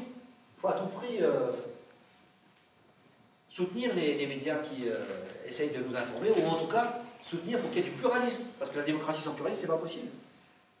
Alors, toujours au Parti communiste, ce qu'on avait qui était assez important, c'était l'engagement militant pour la presse, et notamment pour la presse communiste, bien sûr, et notamment le journal de l'Humanité. Eh bien, moi, le journal de l'Humanité, je demandais à la crier dans la rue. Ça donnait un truc comme ça. Demandez l'Humanité! Demandez l'Humanité! Un journal qui ne touche rien des banques! C'était ce jour-là. Hein. Et bien, dans les années 70, j'en ai perdu un, à Chalon-sur-Marne, préfecture de province, 50 000 habitants, dans la rue, sur le trottoir, j'arrivais à en vendre une vingtaine. Ce qui pour moi est quand même assez exceptionnel. Si je faisais la même chose aujourd'hui, je me ferais jeter sans doute. Hein. Il y avait la capacité, la possibilité, on avait le rapport de force aussi, de pouvoir faire de la politique dans la rue. C'est pas forcément le cas aujourd'hui. Moi qui militais là, avec la France Insoumise et avec beaucoup de gens, d'ailleurs c'est assez marrant, mais dans la France Insoumise, beaucoup de gens n'avaient pas fait de politique, donc c'est la première fois qu'ils distribuaient des tracts, qu'ils faisaient du porte-à-porte, qu'ils collaient une affiche sur un transfo où c'était marqué interdit de coller une affiche. Voilà, il y avait tout ça, et en plus, par contre, on s'est retrouvés dans des situations, sur les marchés, dans la rue, à la porte de l'hôpital, à la porte de la Fort-Dossier, où la police municipale, les services de sécurité, la gendarmerie, parfois des élus, venaient nous virer. On se faisait virer. C'est-à-dire qu'on venait nous dire, mais on n'en a rien à faire ici, c'est chez nous, vous ne faites pas de politique, des tracts qui vont être distribués par terre, c'est dégueulasse. La politique, c'est sale, quoi. On ne devrait plus faire de politique. L'idée des libéraux qui est d'éloigner la politique du peuple, ben, finalement, elle a commencé très largement à être diffusée. Et moi, la réflexion que ça me fait faire, c'est qu'on pense toujours qu'on a avancé, qu'on a progressé. Moi, j'ai l'impression qu'on a plutôt reculé. J'ai retrouvé une phrase de Jean Jaurès, que je trouve a des connotations avec ce qui se passe aujourd'hui. Alors lui, il disait ça à l'époque, c'était le 11 novembre 1913 dans l'Humanité. C'est notre devoir et c'est notre honneur d'écarter toute publicité et finance, car la finance et la politique sont si étroitement mêlées, les rapports du capitalisme et de l'État sont si multiples, les concessions de tout ordre mettant si complètement aux prises les intérêts de tout capitalisme et ceux de la nation, les emprunts extérieurs et la diplomatie s'enchevêtrent de si étranges replis, de nœuds si multipliés, qu'un journal n'est libre de son action qu'à la condition de rejeter subventions et concours financiers qui, pris en soi, pourraient paraître innocents à des citoyens attentifs. L'effort de la finance pour s'emparer partout des ressources d'information est immense. Bientôt, un journal pleinement indépendant sera un des grands luxes de la pensée humaine. Ce qui est important quoi, sur ce que disait Jean Jaurès, c'est vous avez, vous, en tant que citoyen, une capacité quand même à venir soutenir des médias ou en créer, ou y participer. L'idéal, ce serait que ce soit des médias sur lesquels on soit non seulement actionnaire, mais aussi dans lesquels on puisse écrire. Hein. Alors, moi, quand j'ai été responsable de la propagande, c'était un truc que j'ai jamais oublié, parce que c'était vraiment des moments extraordinaires. Par exemple, nous, à la propagande, on faisait nos propres articles, on les écrivait nous-mêmes. On pouvait des fois reprendre des articles de l'IMA, mais on faisait nos propres articles, on créait nos propres journaux. Nous, on avait, dans les cellules, on avait ce qu'on appelait le journal de cellule. Donc moi, j'étais responsable de la propagande, donc il fallait que je veille à ce que le journal de cellule sorte régulièrement. Alors, le journal de cellule, c'était une feuille, recto verso, dans laquelle chacun, dans la cellule, pouvait proposer des articles. En général, on avait quelqu'un qui tapait à la machine et qui savait éviter des fautes d'orthographe. Ce n'était pas le cas de tout le monde, ce n'était pas le cas à moi notamment. Et puis on avait donc une en-tête. Alors une en-tête, le dessin en-tête, c'était une locomotive électrique. Le journal s'appelle l'Étincelle. Parce qu'à l'époque, chez les cheminots, on était très fiers de l'entreprise nationale et cette entreprise nationale avait électrifié les voies les plus importantes et même au-delà en France. Alors quand on fabriquait ce journal, c'était ainsi, donc hein, il y avait le collègue, le camarade là qui mettait en page.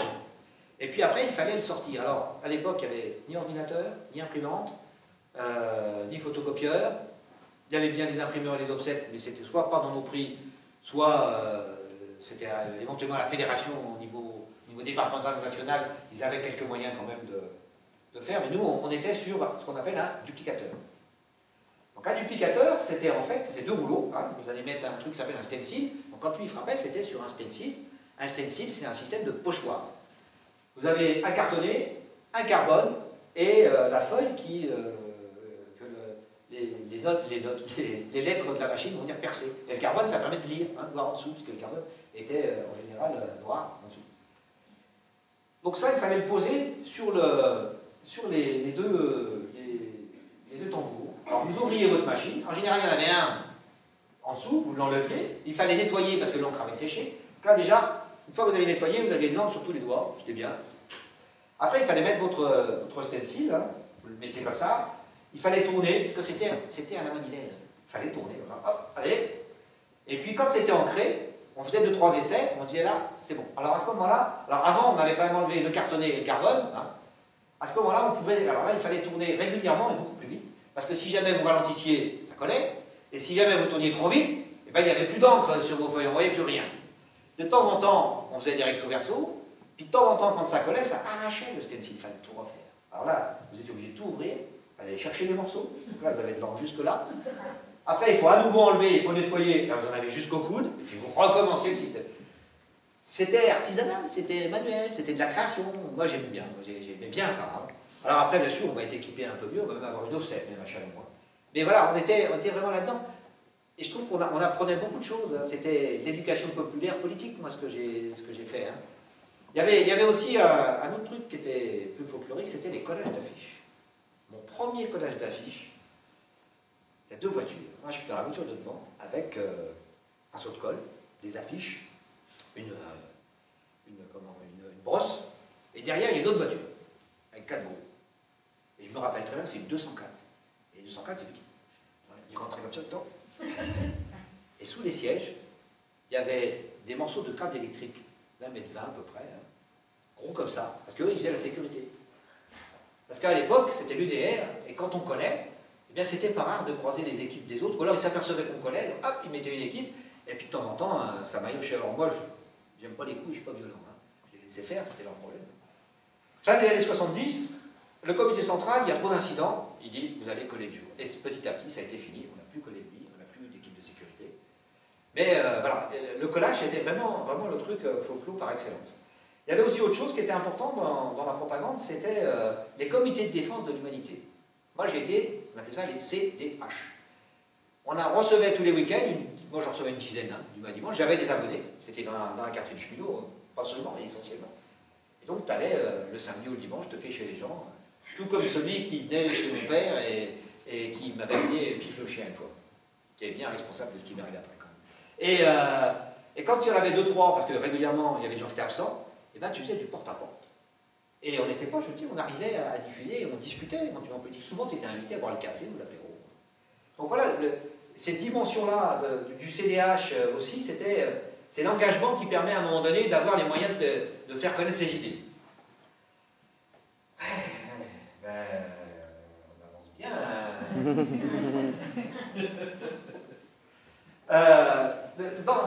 Dans ces mensonges aussi, dans cette info qu'on nous donne régulièrement dans les médias, moi j'ai eu l'occasion, à partir du moment où j'étais animateur d'un MJC, après j'étais directeur, le dernier poste que j'ai occupé c'était au Perrier à Annemasse, c'était à la MJC Sud. Et à l'époque je passais un master à Créteil, à l'université de Créteil à côté de Paris, et le responsable de l'animation jeune m'appelle en me disant voilà, j'ai été contacté par un journaliste de Libération, et il nous propose de faire un article sur le quartier, il a besoin de quelqu'un pour l'accompagner, la mairie nous l'a envoyé. Alors moi je lui dis non, il ne faut pas. Parce que moi j'avais eu une expérience quand j'étais arrivé à Saint-Priest en 81, c'était des émeutes à Vénissieux. Et au moment de ces émeutes à Vénissieux, on avait vu arriver déferler les journalistes. Ils étaient venus notamment aussi à Saint-Priest où j'étais, parce que quand ça brûlait, c'était pas toujours facile pour eux d'y aller. Et il s'était passé quelque chose qui m'avait choqué moi et bien d'autres, on s'était fait aborder, j'avais 25 ans. Je pensais que peut-être j'aurais ma photo ou mon nom dans le journal. En fait, ils stigmatisaient systématiquement, c'est-à-dire que quand ils voyaient le quartier pour eux, c'était pauvre, c'était des gens qui tenaient les murs, c'était du trafic, c'était de l'insécurité. Aucun d'entre eux, vraiment, enfin c'est pas vrai aucun, il y en a eu quand même des articles un peu minorés. Globalement, c'était la stigmatisation. Donc je lui explique ça, et je lui dis non, il ne faut pas. Il me dit ouais, mais bon, on a pris rendez-vous au restaurant à midi, je le vois à midi. Finalement, il l'a fait. Et 2-3 jours plus tard, j'ai vu donc l'article avec la photo. Il y avait 2 tours à la tombée de la nuit, à la tombée du jour, excusez-moi, à la tombée du jour. Il y avait une petite colline, là, c'est la Pelouse, hein, il y avait deux deux silhouettes de dos qui s'écartaient, comme ça, qui partaient, qui s'éloignaient. Et l'article, c'était complètement stigmatisant. C'est-à-dire qu'en l'espace de... Moi, c'était en 81, là, c'était en 2000. Eh bien, voilà, les journalistes étaient toujours dans cette même vision qu'ils avaient des quartiers. Alors, il y a un monsieur qui s'appelle Bourdieu, Pierre Bourdieu, qui était un sociologue, à mon avis, pas seulement, il était un peu philosophe aussi. Alors, lui, il explique ça. Il dit, ben voilà, les journalistes, ils ont des lunettes, en fait. Et les verres, ils sont constitués de matière, notamment de leur habitus, c'est-à-dire de tout ce qu'ils ont appris, de tout comment ils ont été formatés dans la classe sociale où ils sont, dans les écoles qu'ils ont fait, et dans la vision globale que dans leur classe sociale, qui sont souvent couche moyenne supérieure, ou alors ils sortent de Sciences Po. C'est la vision qu'ils ont du peuple, en fait. Hein. Et donc il dit, ben voilà, c'est comme des verres de couleur, hein, où on n'a pas la même vision. C'est un peu comme un cube. Hein. C'est-à-dire que si vous êtes d'un quartier populaire, vous êtes de ce côté-là du cube, ben vous voyez éventuellement aussi le journaliste comme quelqu'un d'exceptionnel, mais aussi qui a une part du gâteau plus grande que la vôtre. Mais si vous êtes de l'autre côté du cube, ben vous voyez les pauvres et la délinquance et la drogue, etc. Donc voilà, Bourdieu explique ça comme ça, un peu mieux. Mais voilà, il y a quelque chose qui était important là-dedans, c'était les journalistes ne sont pas forcément... Il n'y a pas un complot, quoi.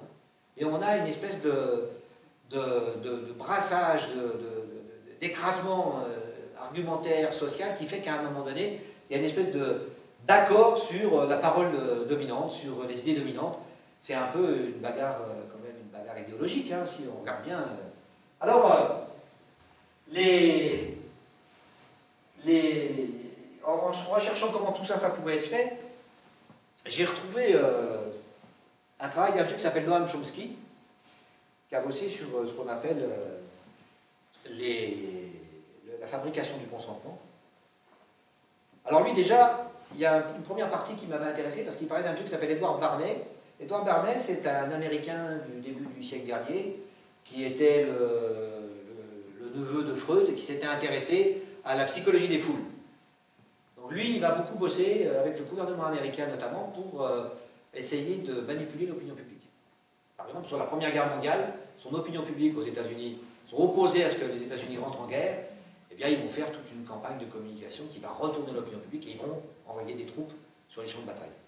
Et puis, du coup, il va être embauché par une grande entreprise qui s'appelle American Tobacco. Et American Tobacco, à la sortie de la Première Guerre mondiale, ils sont bien embêtés parce qu'ils ont vendu beaucoup de cigarettes sur les champs de bataille. Et les champs de bataille sont arrêtés, les affaires commencent à péricliter. Alors, ils l'embauchent pour essayer de trouver un nouveau public. Et lui, il a une idée fantastique. À cette époque-là, il y a un mouvement qui s'appelle les suffragettes. Ce sont les femmes, donc, américaines qui veulent avoir le droit de vote comme les hommes. Et lui, il va lier les deux. Un jour, il y a une grande manifestation à New York, il embauche une dizaine de jeunes femmes, il les met en tête de la manifestation. Et au moment où la manifestation va démarrer, il leur fait allumer une cigarette. À l'époque, les femmes, on avait un mauvais comportement si on fumait dans la rue, même chez soi. C'était interdit comme le vote, la cigarette. Hein. Et il va dire aux journalistes, voilà, c'est aussi la liberté, et il va faire toute une campagne en disant, ben, finalement, la libération des femmes, c'est aussi le droit de fumer. Quoi. Et c'est comme ça qu'aujourd'hui, en gros, en tout cas en France, le cancer du fumeur, on est à peu près à égalité homme-femme. Hein. Vous avez au moins gagné ça. Alors, Noam Chomsky il a aussi travaillé sur cette manipulation de l'opinion publique et il l'a fait en 5 points. Le premier point, il dit, en gros, pour manipuler, il faut qu'il y ait des propriétaires qui fassent passer leur intérêt privé contre l'intérêt général. Bon, que ce soit en France ou en Suisse, on est tranquille, on est équipé, ils sont là. La deuxième, c'est que les annonceurs, les actionnaires, les subventions d'État nécessitent à un moment donné d'avoir un réseau de connivence aussi avec les pouvoirs, avec les gens qui peuvent vous donner de l'information. Et ces financeurs, finalement, ils ont un impact direct sur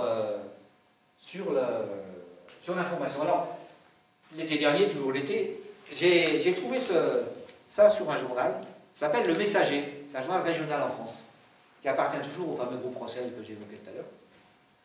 Et le Messager, alors, déjà, là on voit fait divers et peur. Gare au cambriolage express, c'est au mois d'août. La circulation paralysée par des camions d'un cirque. Cirque, gens du voyage, ça craint quand même. Un groupe de jeunes empoisonne la vie des résidents de l'Étoile. C'est quand même un journal régional, c'est pas un national. Hein, donc, Et puis alors, quand on tournait la page, c'était assez extraordinaire. C'est là où j'ai tilté. Alors, il y a encore 2 pages dessus. Il y a y compris un gendarme qui est interviewé, qui explique que c'est pas en ce moment qu'il y a le plus de cambriolage. C'est plutôt au début de l'été, et au changement des horaires, et puis aussi en septembre. Et puis alors là, il y a une publicité. Tactical Protection, consultant, formation technique de protection, installation de système d'alarme, particuliers et entreprises.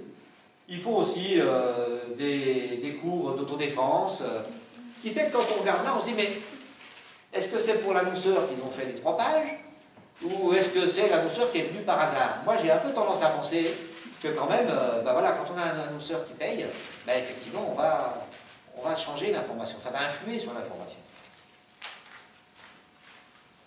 Alors, le 3e point, eh bien, c'est la nécessité pour tous ces journalistes d'avoir du dossier, de faire de l'audience, de faire de l'audimat.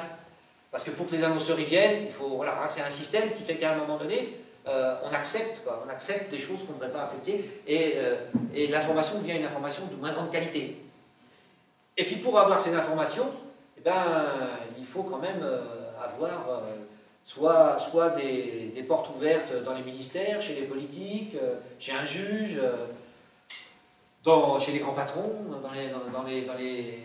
au sein de la police. Enfin, voilà, on est obligé d'avoir, auprès d'intellectuels, d'experts, on est obligé d'avoir un certain nombre d'informations. Et ce qui veut dire que si je veux avoir ces informations, je ne peux pas non plus dans mon journal dénoncer ces gens-là. Y compris, on a vu, je parlais de Bolloré, bon, Bolloré, après l'histoire du Crédit Mutuel, il a dit clairement à ses journalistes, les gens avec qui on travaille, avec qui on fait les affaires, on n'en parle pas. Donc on se retrouve effectivement avec des journalistes qui vont avoir un certain nombre de connivences.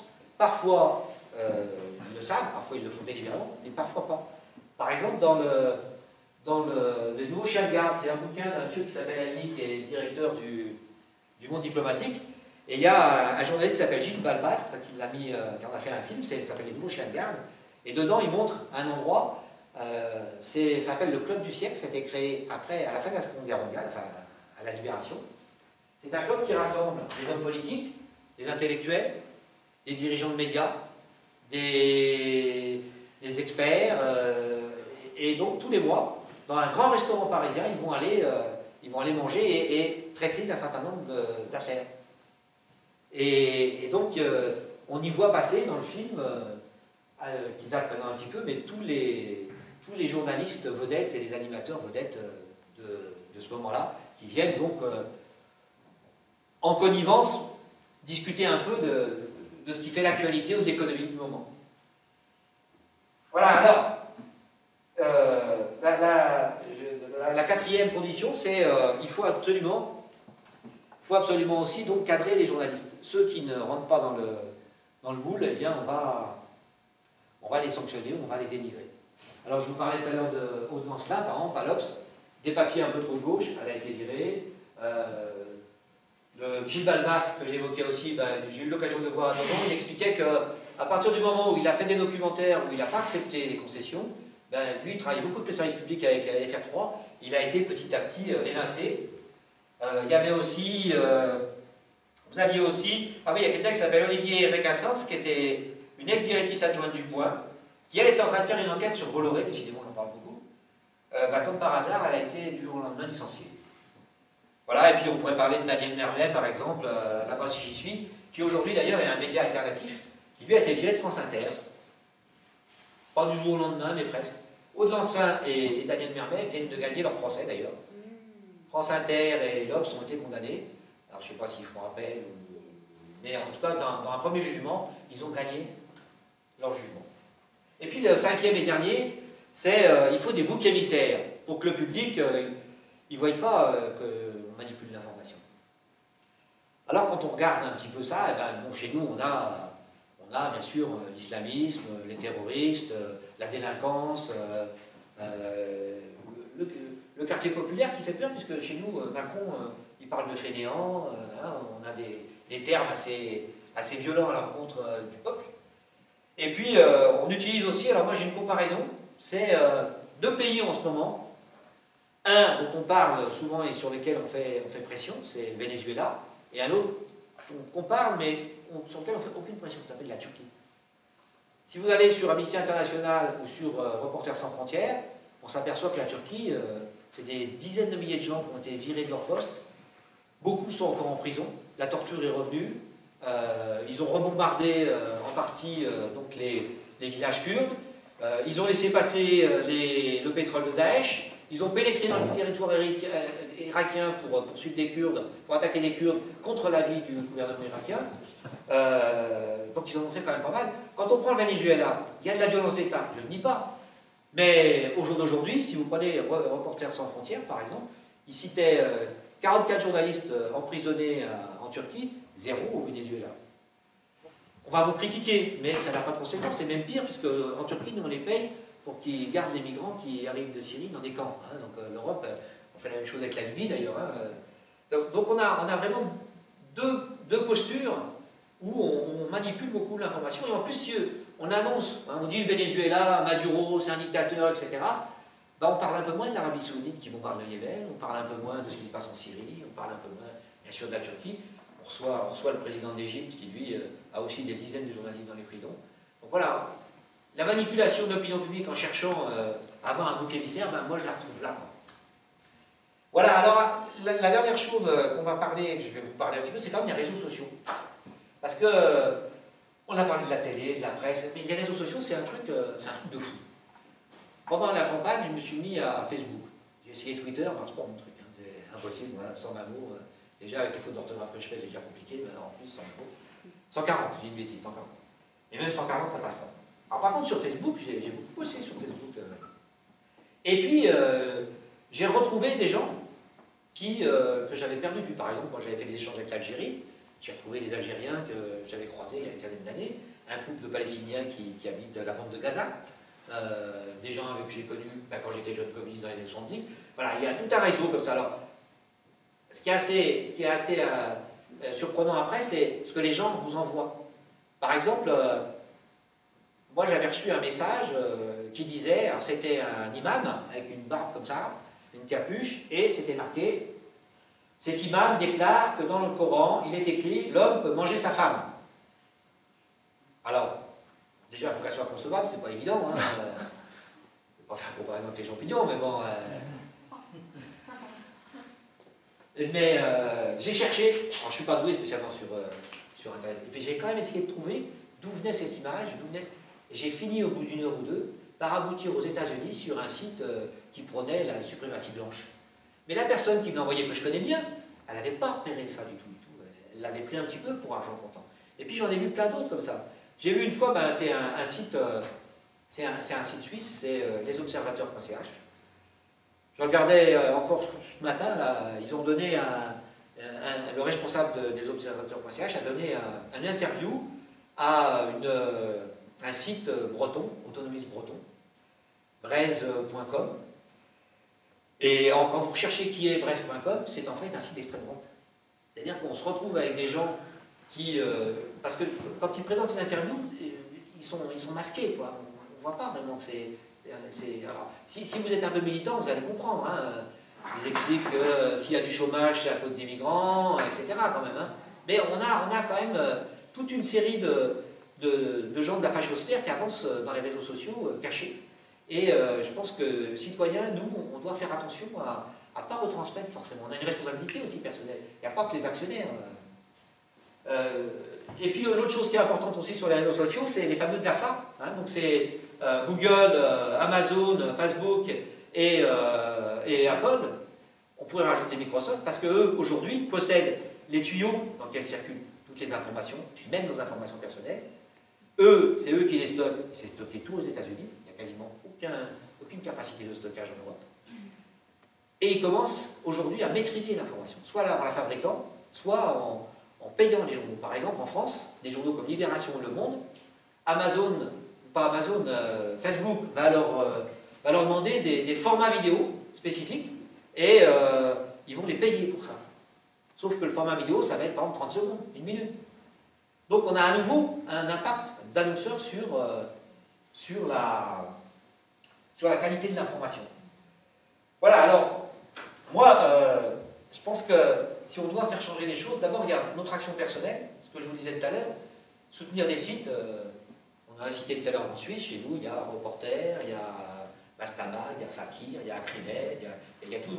Il y a là-bas si j'y suis, moi j'ai pris un abonnement, c'est super intéressant. Il y a tous ces gens-là à soutenir, y compris des journaux comme l'Humanité ou le Courrier, je crois qu'il faut vraiment y aller là-dessus. Et puis il ne faut pas oublier qu'on a un pouvoir de vote. Vous allez avoir en Suisse un vote au mois de mars sur un référendum par rapport à la taxe média, la redevance média. Hein. Si on n'y prend pas garde et si vous ne menez pas un peu de bataille, ben, éventuellement on va dire la taxe média on l'élimine, sauf qu'en faisant ça, on donne tout le service public en fait au privé, quoi. De la même façon aussi, quand on va voter aux élections, en tout cas en France, il faut aller voir quelles sont les propositions qui sont faites par les élus, par ceux qui viennent se présenter à nos votes. Parce que s'il n'y a rien sur les médias, comme c'était le cas quasiment de tout le monde quand même, hein, effectivement on se retrouve derrière finalement à soutenir des gens qui vont casser le système média. Alors, je vais juste finir avec un texte d'un monsieur qui s'appelle Albert Camus, donc, qui a été un résistant, qui avait une position un peu particulière sur l'Algérie, parce que lui, il était pour que les pieds noirs restent là-bas et pour que les Algériens y restent aussi, et pour qu'on trouve une solution. Et il était contre la violence et contre le terrorisme. Et alors, quand j'ai vu cette phrase, ça m'a fait rappeler les médias en France. C'est-à-dire, par exemple, Laurent Geoffrin, François-Olivier Gisbert ou Christophe Barbier, qui sont des directeurs de presse, ou encore Brice Teinturier, qui est directeur général de l'Ipsos, mais aussi des animateurs, comme Hanouna, comme Laurent Ruquier. J'avais l'impression qu'ils parlaient d'eux. Alors voilà, cette phrase, c'est celle-là. Alors elle date, pareil, des années 50. Hein. Loin de refléter l'état d'esprit du public, la plus grande partie de la presse française ne reflète que l'état d'esprit de ceux qui la font. À une ou deux exceptions près, le ricanement, la gouaille et le scandale forment le fond de notre presse. À l'époque, il n'y avait pas beaucoup de télé, il n'y avait pas de réseaux sociaux. À la place de nos directeurs de journaux, je ne m'en féliciterai pas. Tout ce qui dégrade en effet la culture, raccourcit les chemins qui mènent à la servitude, une société qui supporte d'être distraite par une presse déshonorée et par un millier d'amuseurs cyniques, décorés du nom d'artistes, court à l'esclavage malgré les protestations de ceux-là même qui contribuent à sa dégradation. Merci.